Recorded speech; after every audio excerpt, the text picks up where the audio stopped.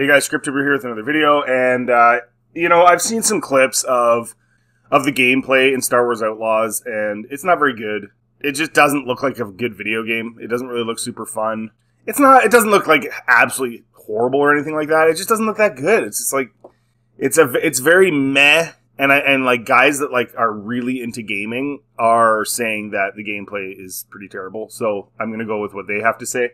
But what's interesting, there's more to it than that. And I saw this article from Vulture. This isn't the Star Wars we need right now. Based on what I know about the story of the game, that's where I'm at. And this guy is going to get into it a little bit about like what the game's about, like what the character does and this and that, which is extremely important, especially for a canonized thing in the Star Wars universe. It's very important that the story is good. It's one of my criticisms of Jedi Survivor is there's a few things in the story that are problematic. And anyways, I have videos about that, whatever. But 2024's definitive Star Wars experience may very well be YouTuber Jenny Nicholson's widely popular 4-hour review of the late Galactic Star Cruiser, better known as Star Wars Hotel. Nicholson's exceedingly thorough takedown covers a lot of ground. Yeah, she got pretty famous from that. Largely casting the immersive experience as an effigy to corporate hubris, but it's also the clearest summation of where Star Wars is right now, a brand that is too big to fail, yet seems to be failing all the time. Yeah. Yup. It's pretty weird. It's like, everything about it sucks, and yet it just keeps going. It's pretty wild. It's pretty wild. There's a segment of the fan base that's always been there that is right now holding it up. Barely. And it's not really holding it up. Holding it up is kind of the wrong word. It's giving it enough that it's creating hope in the Disney executives. Hope that it'll come back from where it's at now. And that's probably 10 to 20% of the people that were Star Wars fans, say, 20 years ago. And these are the people that it literally wouldn't matter what they did. They just love it. It doesn't matter. They throw in lightsabers, throw in ships, and just do whatever you want, and it's awesome. And that's cool. Those people, hey, that's awesome. If you can just love it like that and have fun with it and not have to think about it too much, good for you. But that's who's holding it up. Well, not really holding it up, like I said, but just kind of making it seem like it's relevant still, even though it's becoming very, very irrelevant. I think this game's going to do really poorly, Star Wars Outlaws. I think it's going to be a big, big, big loss. Like, I don't hear any hype about it. I don't know anyone who's buying it. It's way too expensive.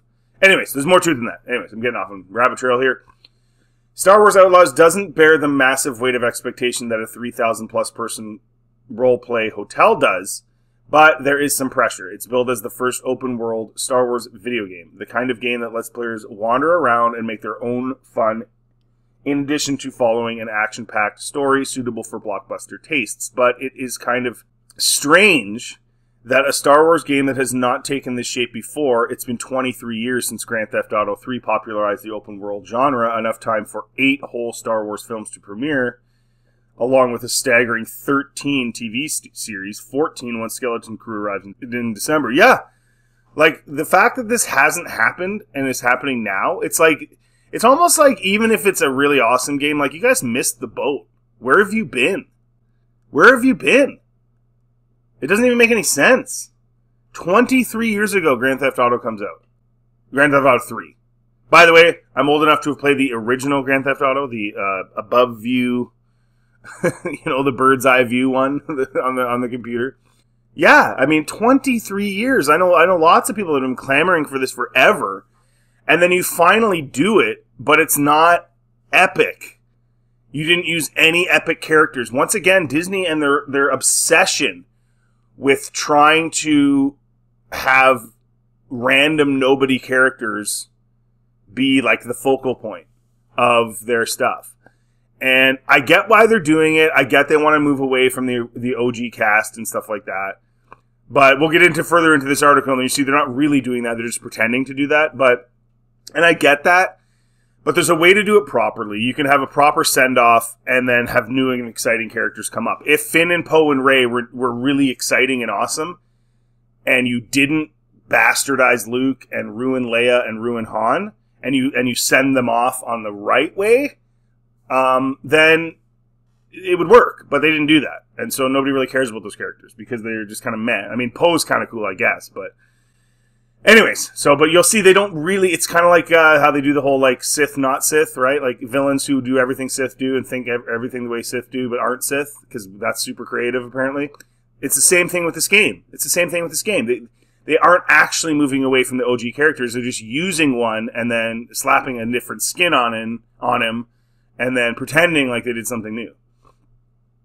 The expectations for what the ideal Star Wars video game fantasy even is couldn't be more diffused right now, as the post-Skywalker saga franchise casts about for purpose in movies, television, books, and theme parks alike. Perhaps this is why Outlaws, and this is what I was just saying, it is very clear in its goal.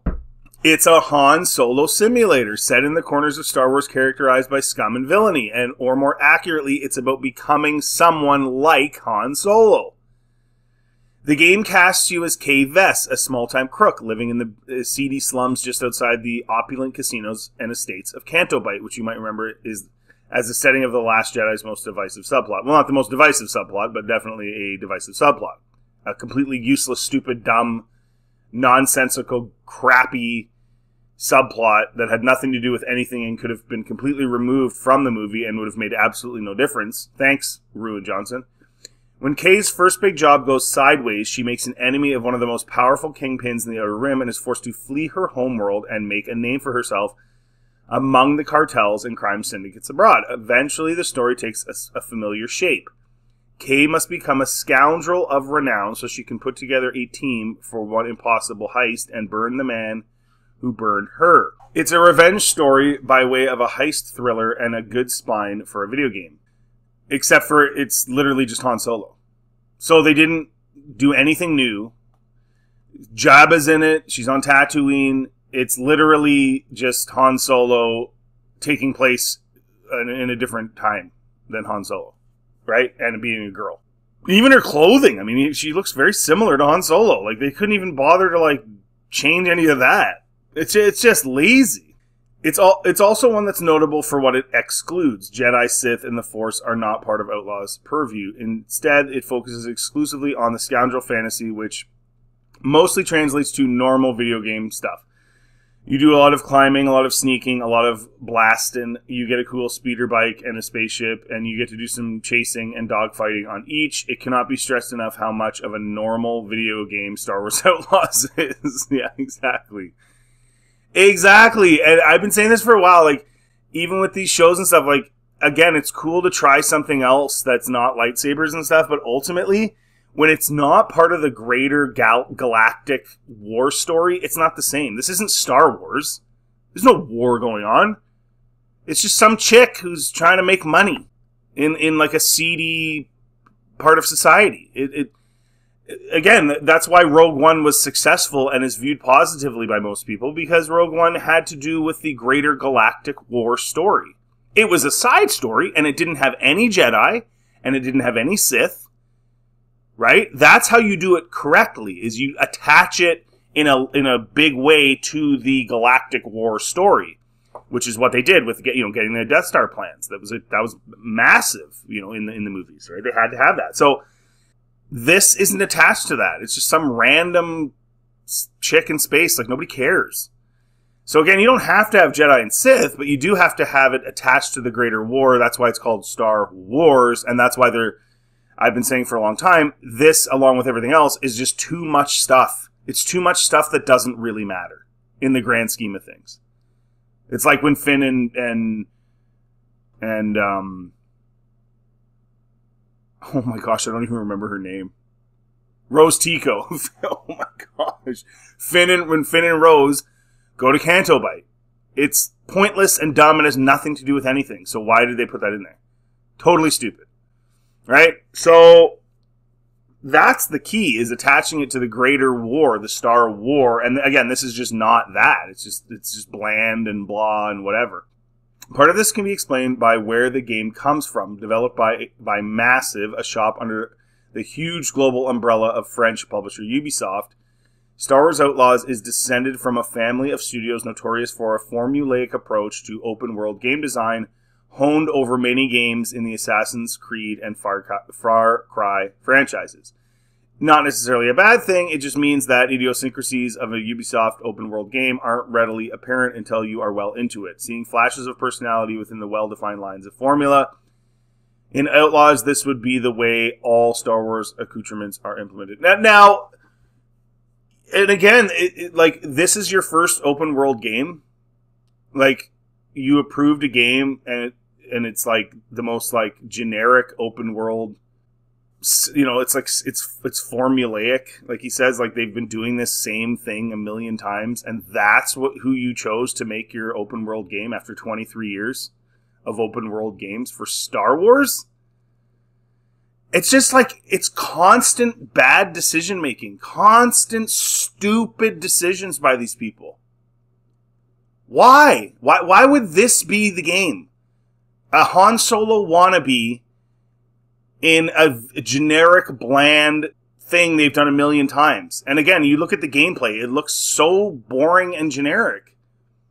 It doesn't look exciting. I'm sorry, the ability to pet my pet isn't enough. Or pet the alien dinosaur thing isn't enough. It's not enough. You know? And we've seen Tatooine a bazillion times.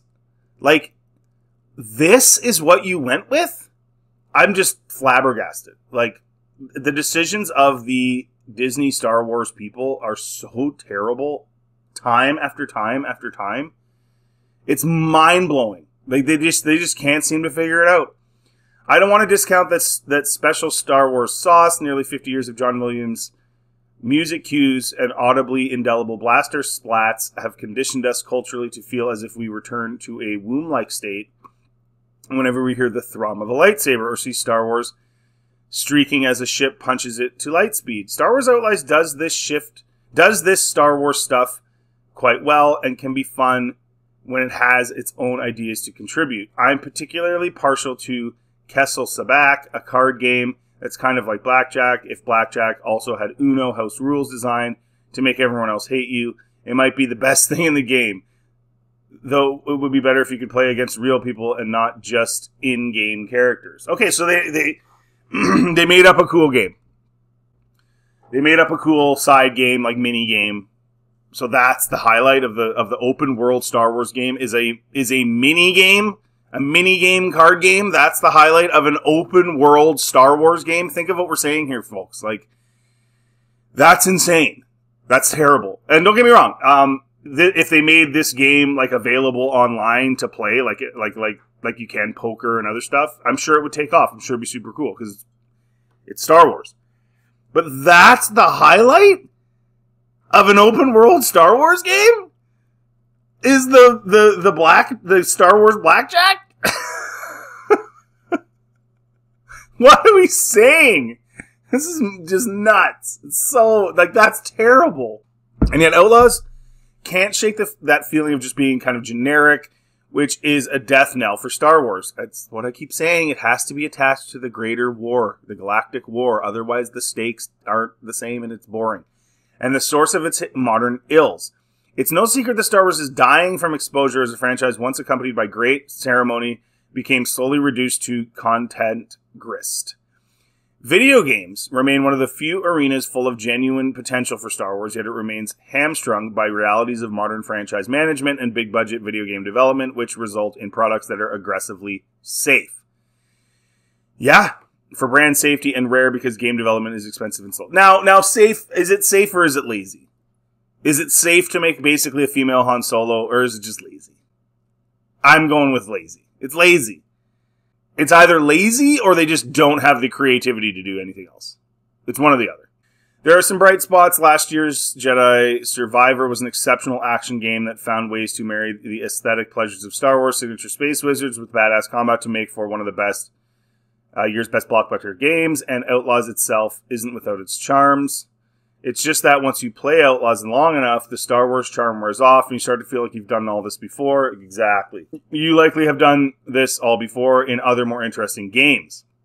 Just like you've probably seen Better streaming shows are being to better hotels. Toward the end of her sprawling video, Nicholson acknowledges that her negative review will likely not go over well for a vocal contingent of viewers.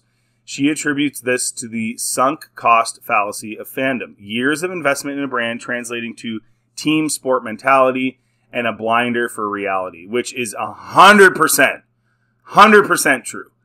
It's literally like your political party. It doesn't matter what they do. Even if everything they do sucks, you're still like, nope, because I invested in this, I'm never going to turn and go the other way, ever. I am blah, blah, blah. That's how people are, man. That's how people are. It's almost like they worship Star Wars. Like, I love Star Wars. That's why I criticize it. But I'm not going to worship it. Like, no, that's not happening. If it's crappy, if the content sucks, then it sucks. And I'm not going to just support crap because I've been invested from the past. No, absolutely not. From here, Nicholson transitions to why it all matters. Disney knows how invested these fans are and has spent years taking them for a ride. What used to be a complimentary is now an upcharge. Exactly. What used to be fueled by actors and human talent is now automated and impersonal. And what used to be special is anodyne and mundane. But people will pay. I ain't paying for this game. Nope. I'm not buying. I saw the gameplay. It looks crappy, dude. It looks crappy. Perhaps you find this comparison needlessly harsh. A $70 to $130 video game, while a pretty penny, is not meant to clear the same bar as a luxury LARP hotel with a sticker price in the thousands. But think like a scoundrel for a second. Like Star Wars Outlaws asks you to. Whether you spend $70 or $3,000 for subpar product, are you any less a sucker?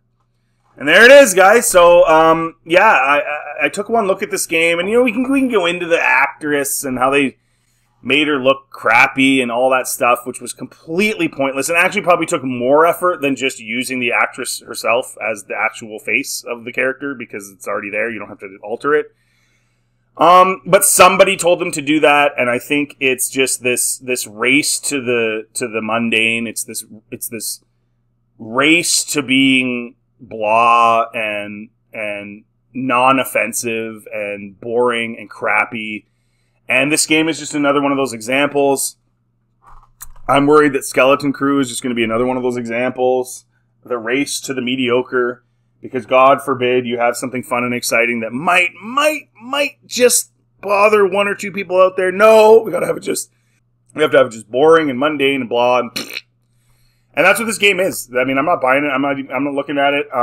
If you've played it, let me know in the comment section. Even if you haven't, what you think of what you've seen about it and whether or not this is something you're interested in purchasing. If you like this content, please like and subscribe. It always helps the channel. Feel free to check out anything else on my channel and have yourselves a really good day.